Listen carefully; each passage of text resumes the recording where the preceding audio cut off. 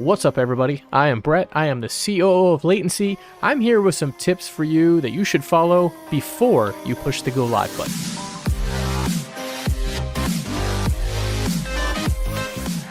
Over the years of my content creation and our team's creation, we've created a nice checklist of things for you to follow before you actually push the go live button.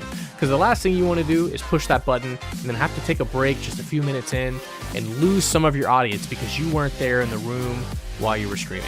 So here we go, onto the checklist. So tip number 1, this is going to be eat or drink before you start your stream. So go to the kitchen, grab yourself a drink, grab yourself a snack if you need to, and go ahead and get yourself well nourished before you actually push the go live button, because you do not want to take a break because you were hungry or thirsty or your throat got dried out while you were streaming. Tip number 2 goes in line with number 1. Actually grab a snack or water or a drink and bring it with you, set it on your desk for while you're streaming. Because like I said, the last thing you want is to try and talk for 2 or 3 hours, especially if your voice is not accustomed to it, and for you to get dry throat and have to take a break to go grab something. Go ahead and prepare ahead of time and bring something up, a healthy snack if you like, or just anything. I like candy bars, peanuts, M&Ms, things like that. I like to bring them, set them on my desk, and have them there for part of the way through the stream. Whenever I get parched, I'll grab a drink of water, eat a couple of M&Ms, and then I'll be good to go for the next couple more hours. Number 3, use the restroom. You do not want to start your stream and then have a tummy ache halfway through. So you want to go ahead and go to the restroom beforehand so you can hopefully hold yourself over for a few hours after that. Tip number 4, clean up. This isn't just about your room, this is about yourself. Make sure you don't have any snack residue laying around, especially guys that have facial hair. Make sure it's all cleaned out, nothing's in your teeth.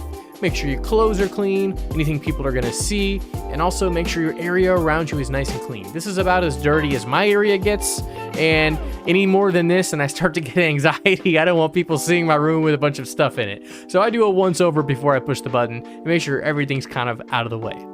Tip number 5. This is again about taking a break during the stream, but really more at the beginning. Make sure that your game is up to date if you're streaming a game. Make sure it's downloaded on your computer. Make sure it's all the way up to date. I like to go ahead and launch it one time even before I start, and sometimes even just leave it open in the background. That way you don't have to start your stream and then people have to watch your Steam just downloading with your slow internet. Get it downloaded beforehand, make sure it's up to date, and then push the button. And number 6, right before you push that button, make sure you open OBS or Twitch Studio or whatever you're using to stream and double check your game, your title, your category. Now, I would recommend, of course, streaming in the game that you're supposed to be in. When it comes to the title, I like to use things that are unique. So yes, some people like to use the blah, blah, blah, mentioned you in stream. I mean, yes, that might get somebody one time, but after that, they're just gonna say, oh, that's annoying. They're just trying to bait me into it. Don't use the same title over and over. Make sure you come up with a unique one for each time you go live. It doesn't have to be super creative, but the more creative it is, more likely you would be to click your own stream title, the more likely somebody else is to click your stream title. So make titles that you would actually click whenever you go live. Number 7. Post on your socials to let people know you're going live. This seems like an easy one, and you might think, oh man, but I only have 10 Twitter followers. Well, guess what? What if none of those Twitter followers have your Twitch notifications turned on?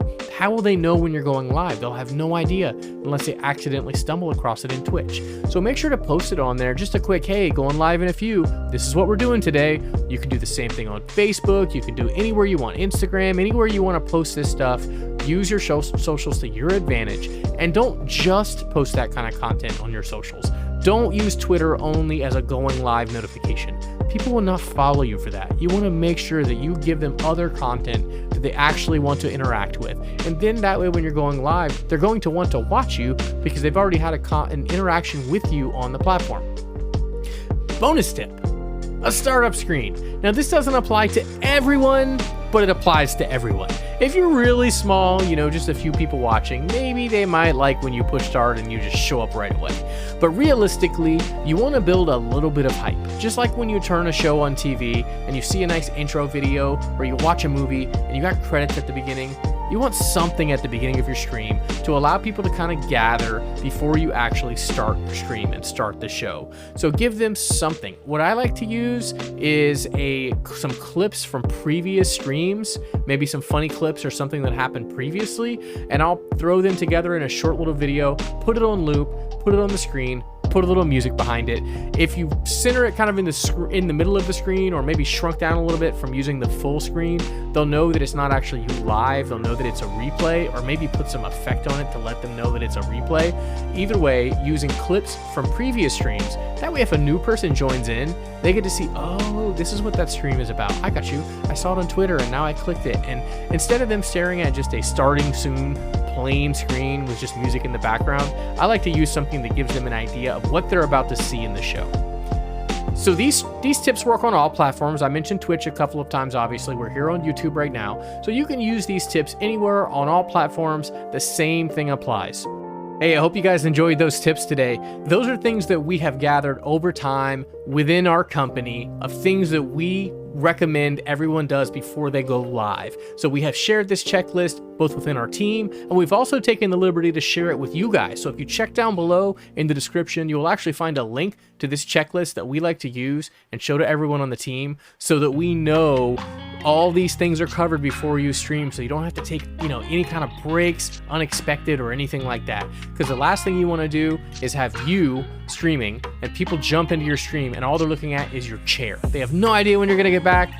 Sometimes chair stream gets the sub, but generally speaking, chair stream gets the leave. So you do not want people leaving because they're looking at your chair. So for these types of tips and more in the future, definitely like, subscribe, follow us. You can find us everywhere. We're Latency with an 8, anywhere you want to find us. And we look forward to providing you guys with more tips in the future.